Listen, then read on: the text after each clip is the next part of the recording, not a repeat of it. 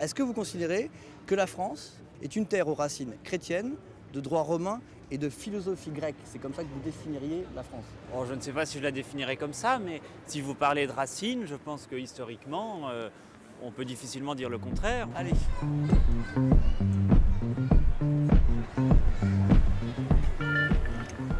En ce moment, on entend beaucoup que l'histoire de France qu'on apprend à nos enfants, elle est trop faite de repentance, des heures sombres de la France, alors qu'on devrait parler à nos enfants de nos héros, Charles Martel et Jeanne d'Arc.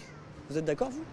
Je crois qu'il ne faut pas rejeter cette idée de roman national. Les Français ont besoin de cette histoire, de ces racines, pour pouvoir avoir un moyen de s'unifier et de penser l'histoire de manière commune.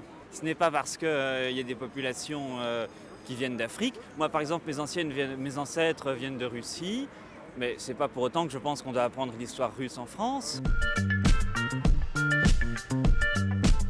Vous êtes prof d'histoire? Si ça, c'est pas de la chance. Les figures héroïques ne s'enseignent plus du tout. Certains aujourd'hui voudraient rendre l'histoire héroïque, remettre cet héroïsme à l'honneur, mais non, il n'en a jamais été question. Quand vous entendez effectivement des Finkielkraut, des Zemmour dire qu'il faut revenir à une histoire guerrière, une histoire héroïque de la France. Notre identité nationale, c'est l'identité des hommes, des femmes, des enfants, plus que des héros. Est-ce qu'on va revenir à Michelet au 19e siècle? Une histoire fabriquée, Vercingétorix de Michelet, etc., ou de Jeanne d'Arc. Ça n'a rien à voir avec la réalité. Le débat, il a rebondi encore très récemment lors de la campagne présidentielle. On a un candidat qui a parlé de revitaliser le roman national. Nous serions dans une problématique de repentance.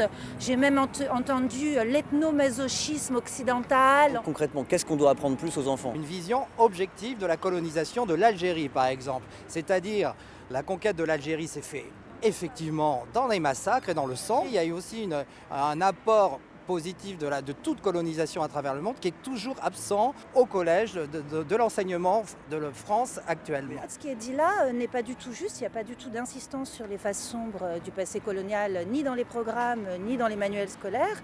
En revanche, ce que vous dites dans votre livre, c'est assez intéressant parce que c'est exactement le traitement du passé colonial que l'on trouve dans les livres des années 20. On parle de la fonction identitaire de l'enseignement de l'histoire.